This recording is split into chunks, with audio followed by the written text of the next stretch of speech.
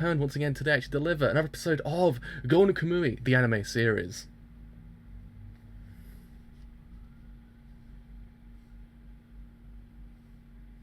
We're good to go, we're good to go, we're good to go, we're good to go. So yes, lads, it's happening. The man-ass arc is here.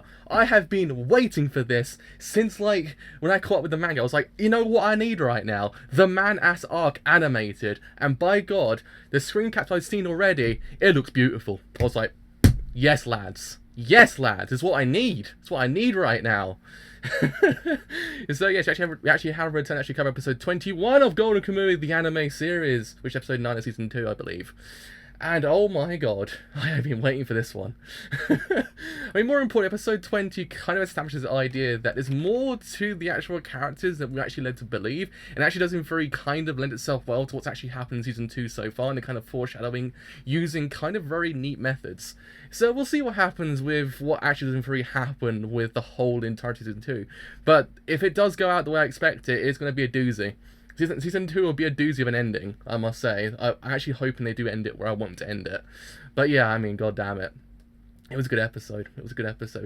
We got the scene as well. We got the scene. Lads, we got the scene. But we're actually going to get the scene and the arc this week as well, I hope, I imagine. But by looks of things, we are. But anyways, actually put into actually gone live. I'm so goddamn excited right now. I'm ecstatic right now. Like, way too ecstatic for my own good right now. I'm just... Oh, my heart's racing. My heart is racing. So, gone live for Golden Kamuy. Episode 21. Oh my God, I am excited. I can hardly wait. I just want to see this animated. I could cry. I'm going through all the emotions right now. It's the thing I've been waiting for. Besides the ending of season 2, if they actually adapt where I want them to adapt to. Oh man, it's just like there's certain things you wait for when you see an adaptation of your favorite manga. It happens to be one of them. It happens to be one of them. So anyway, I think we're actually good to go completely on all fronts. Actually, let's show on the road. So let's put crunch onto full. So actually, let's show on the road. So in 3, 2, 1. Let's actually start this thing absolutely now. Oh my God. I can't believe it's actually happening. Can't believe this.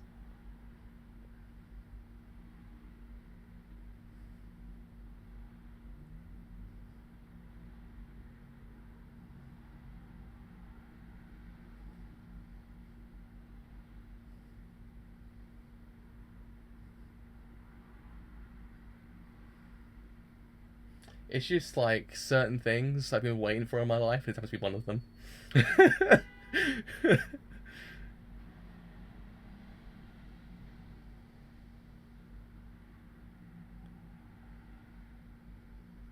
I also can't get past how much chest hair Kurodonki actually doesn't very have. It's amazing how much hair actually doesn't very have. Hello, how's it going? I can imagine already it's gonna be so beautiful in this episode as well. I'm just waiting. I'm just waiting.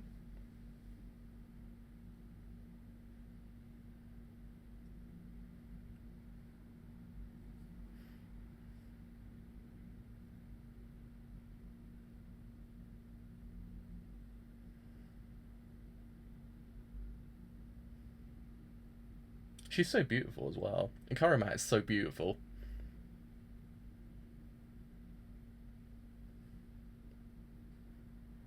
I also do really like this arc as well because Tony Anji's really freaking cool as actually an antagonist, or a minor antagonist really. I like this arc also because it kind of fleshes out the one a little bit more than what you actually expect to actually do. I just kind of like it. So yeah, I like this arc really a lot. Mainly for the reason that you'll see in a minute, but there's a lot more. There's a lot more. But yeah, I mean, if anything, I'm so happy they're actually adapting this section. I was wondering, would they adapt it? Would they? But they actually are. I was like, mad lads, absolute mad lads. I was shocked they actually adapted the Sea Otter section as well. I was like, would they adapt that section as well? But actually they are. Actually they did. Actually they did. Oh my god, now you reminded me of that scene. I'm actually looking forward to that as well, to be honest. The censoring in this arc is amazing. It's absolutely incredible. I actually hope they actually honor all of the censoring to actually to the point.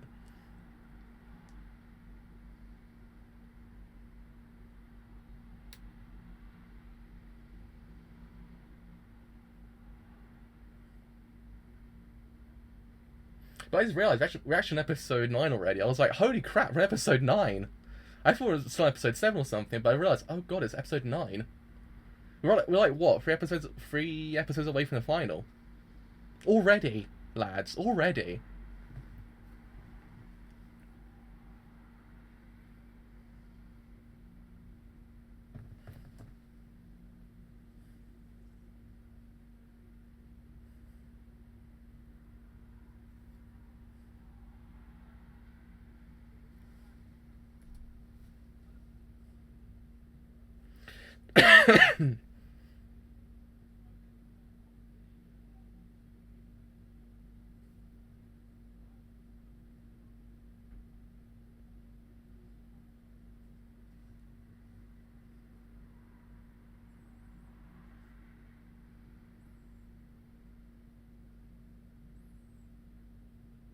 I also noticed last week that the actual animation changed ever so slightly. It was one of those things I was sitting there going, am I going insane or has the animation changed? It actually did. It felt a lot more kind of, I don't know how to put it, like a little bit more fluid in a way. Like the whole thing with Konosuba, how Konosuba has that kind of free fluid animation. It kind of felt like that last week as well.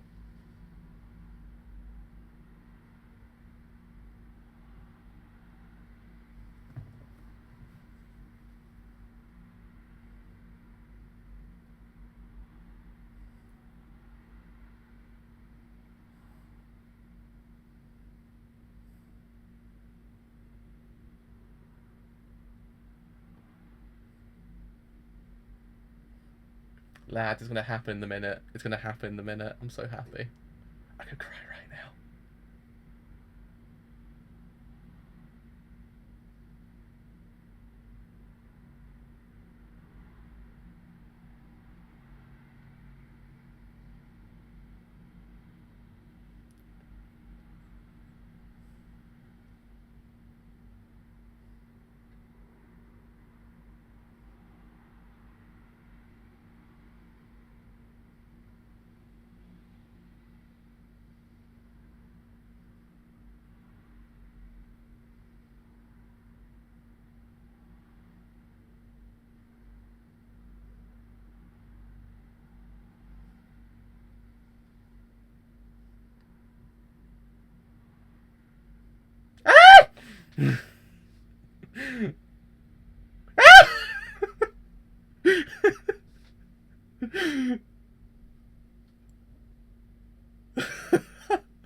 Yes. They actually kept the freaking picture in. They kept the poses. 100%. I can barely speak. I can barely speak just then. Woo! Whoa, boy. Oh, lads, yes. They actually kept that one bit in. I could actually cry.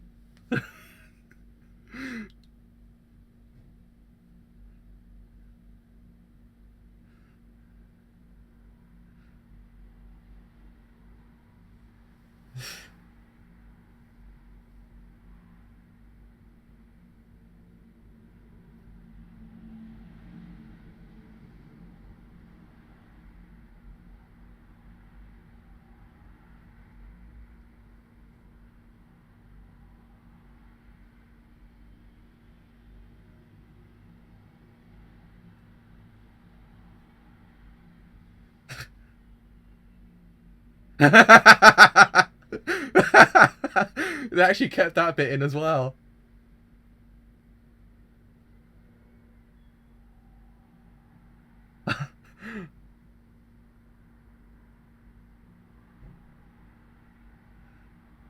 I love how they actually kept in Tanagaki's really nice ass as well. And Shirashi's also.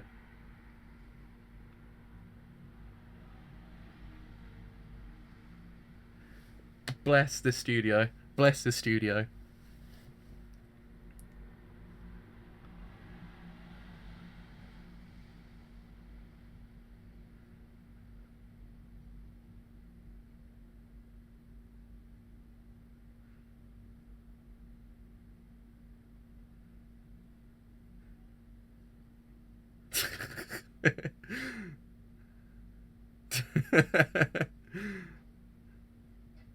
I guess when you think about it as well, that scene also kind of gives like a really nice little bit of characterization to Ogata's character, because he's actually always a very cautious character. Like I think he's the only person in the whole entire group that keeps his gun around in this scene. It's really a nice little bit of characterization for him.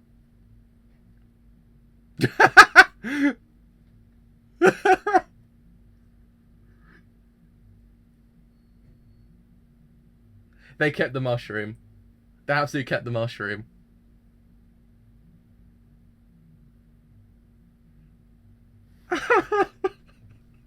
I can't believe how hot he is.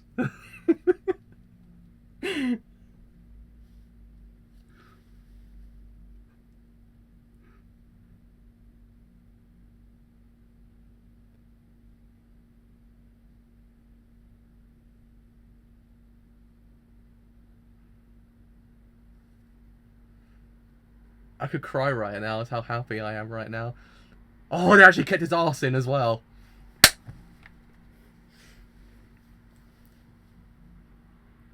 They kept the arse shot in.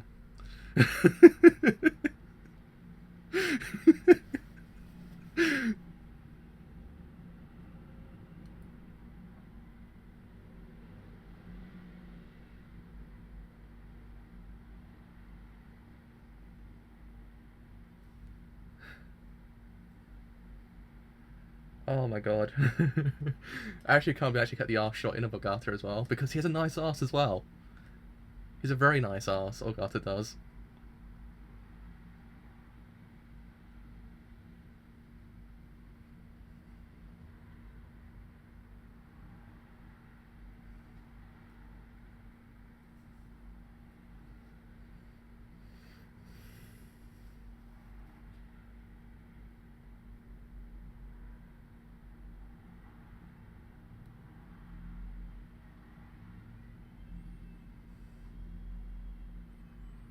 Oh, we actually get the whole episode dedicated to actually this one arc as well.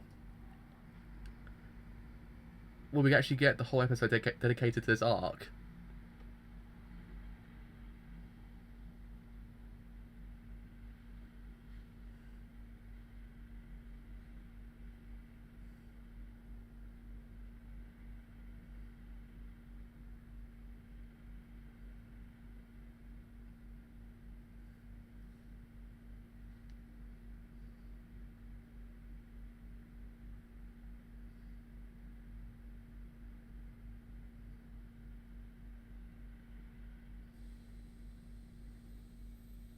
I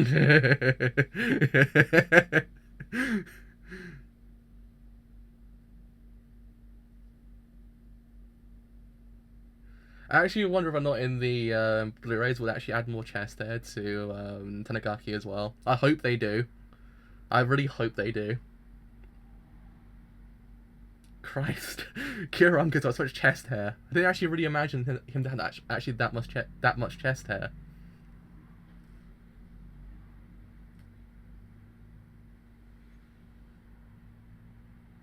Kiro's chest hair is one of the blessings of 2018.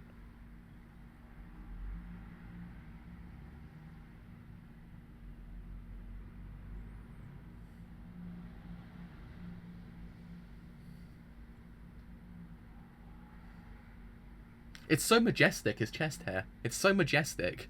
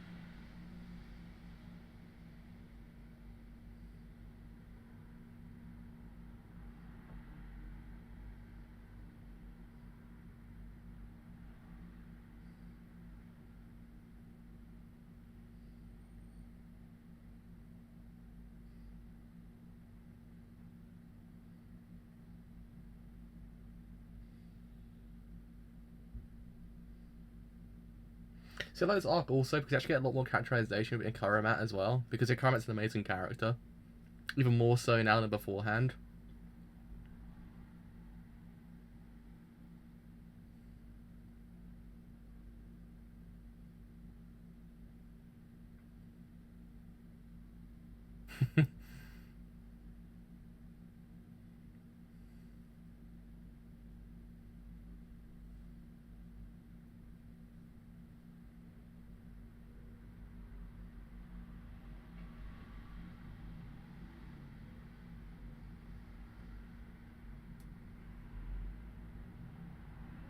The poor dude got shot in the butt as well. The poor dude got shot in the butt.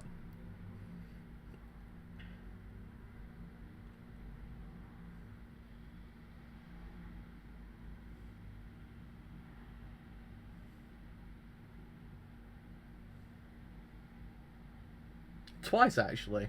Twice.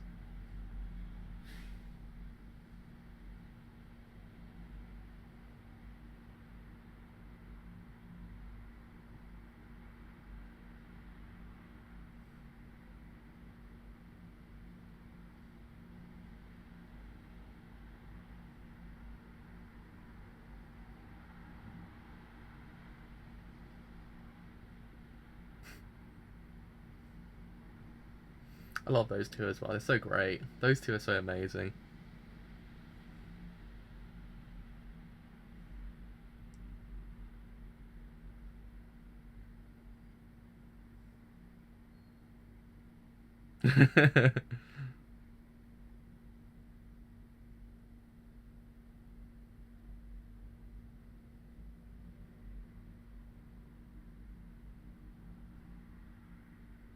No!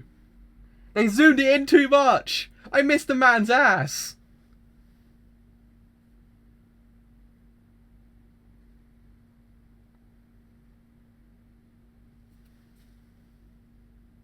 They actually kind of kept that scene in. With Ogata kind of up against the wall. I give you half praise there, Gino Studio. Half praise there. It's sort of there.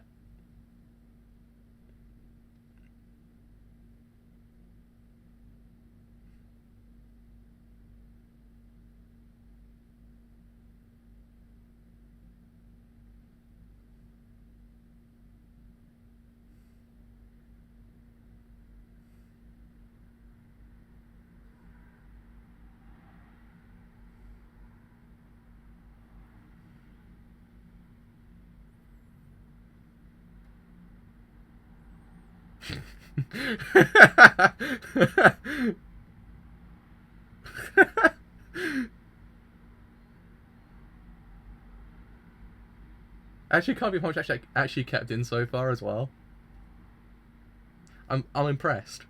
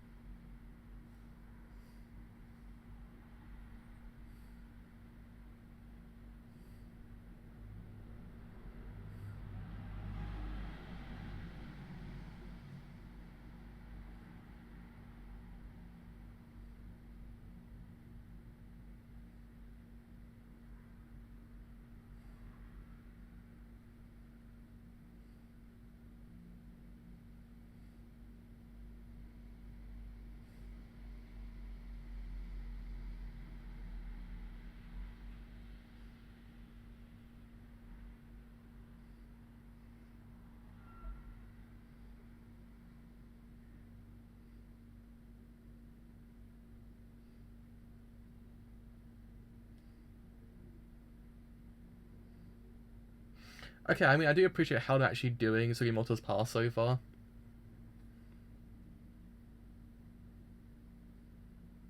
Oh.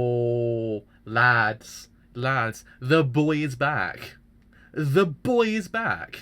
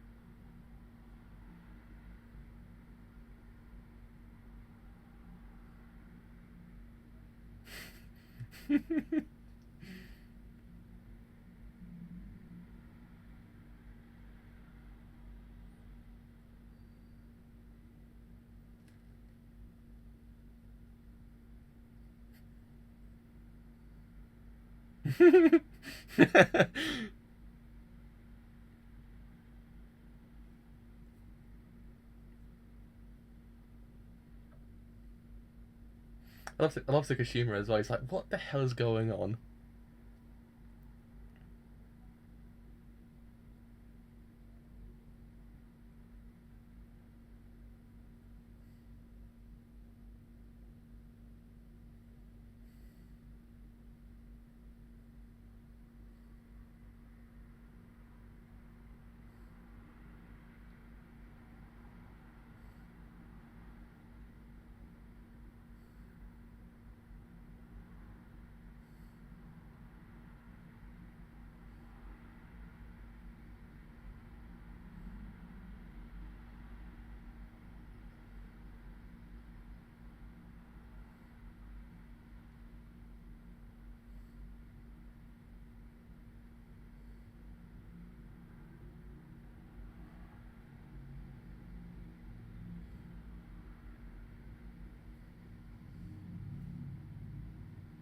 Thank you. Hello.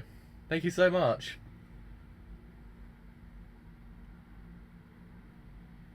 But I do actually kind of appreciate the fact they're actually kind of drawing powers between different characters with Sugimoto, but some of them kind of check out more than others.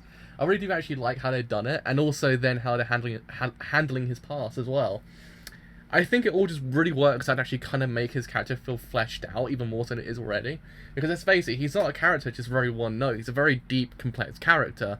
And they actually get to learn more about him. The idea of he's a man burdened by his past, and actually maybe possibly trying to get away from it, actually go back to where he was beforehand, in a way. The past being the war itself, and possibly maybe not being able to get back to that point he was. But it's actually kind of interesting how they're actually handling his character. But yes, lads, finally we've seen the scenes. It was beautiful. It was. I mean, it wasn't 100%. It wasn't 100%, but it was good. It was good. I loved it. 100%. I love you, Gino Studio. You saved my life once again.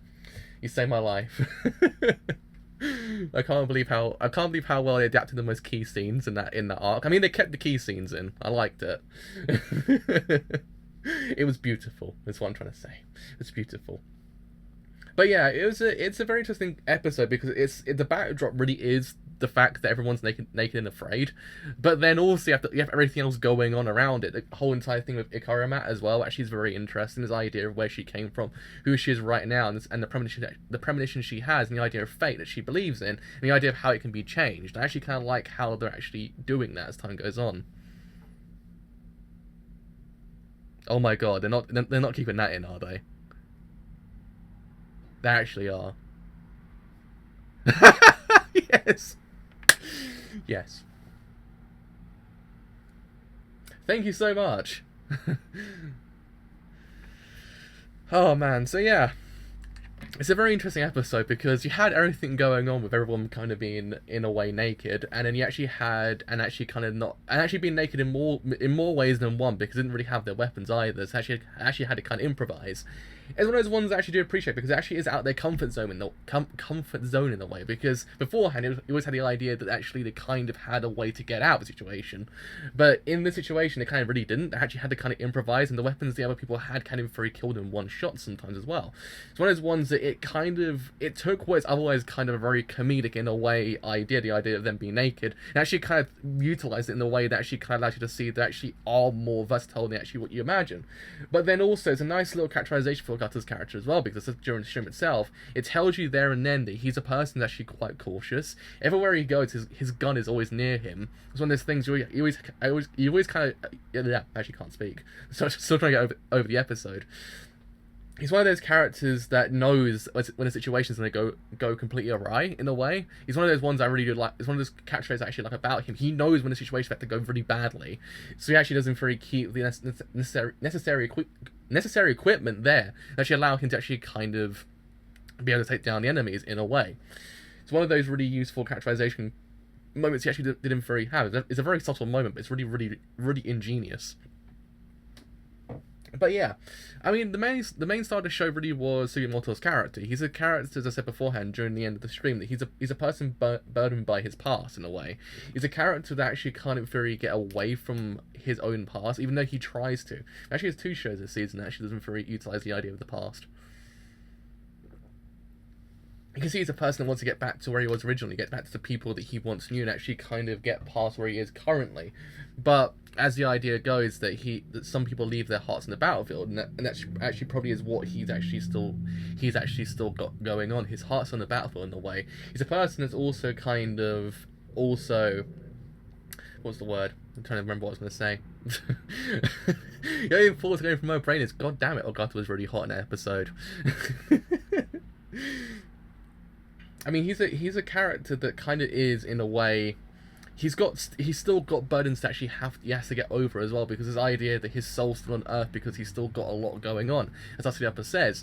But it's more than that, because the person actually has a lot still happening. He has to get over that first, actually kind of get back to, in a way, his soul in a way, you actually kind of interpret that scene, his soul not leaving his body, but his soul going back to where he was originally.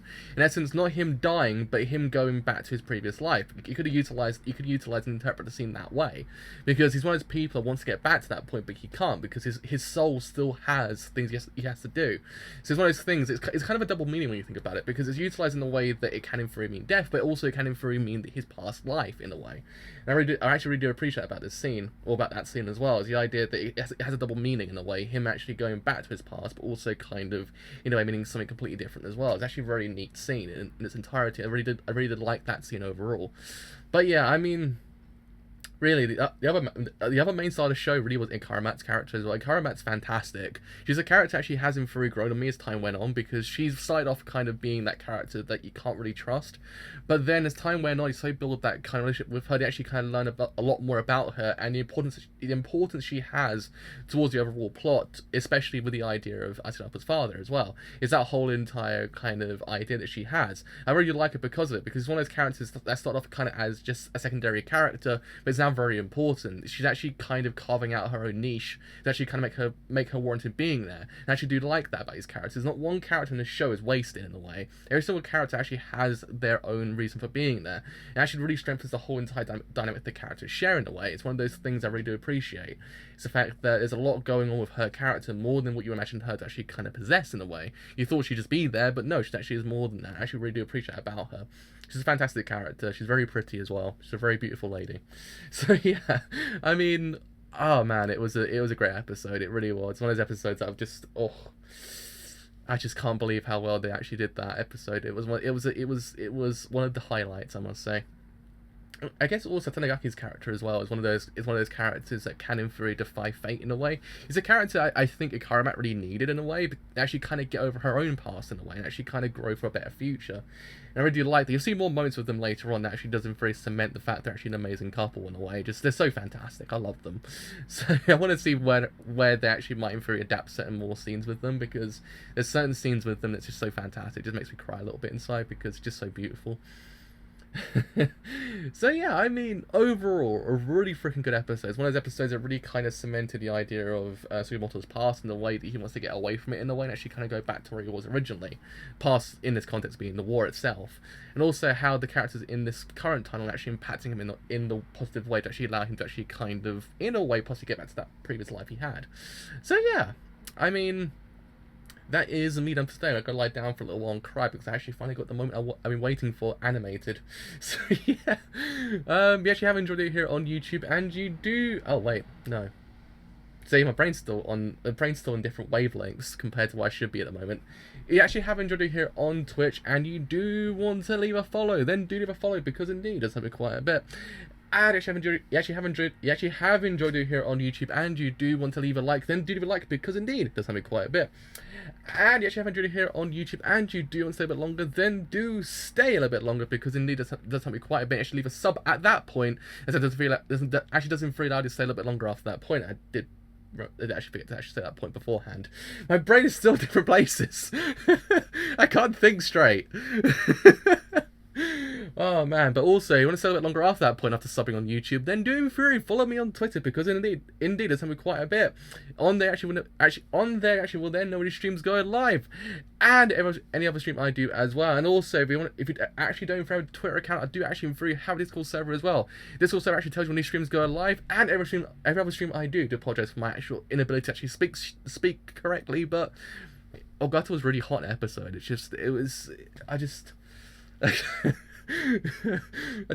I can't think straight at the moment. So yeah, that has been, I've indeed been a driver, and as always, if you follow me on Twitter, follow me on Discord, sub on YouTube, leave a like, all those things, leave a follow on Twitch as well, just all those things. But until next episode 22 of Golden Kamuy, kind of the final stretch of the show, I will see you guys later. Bye for now.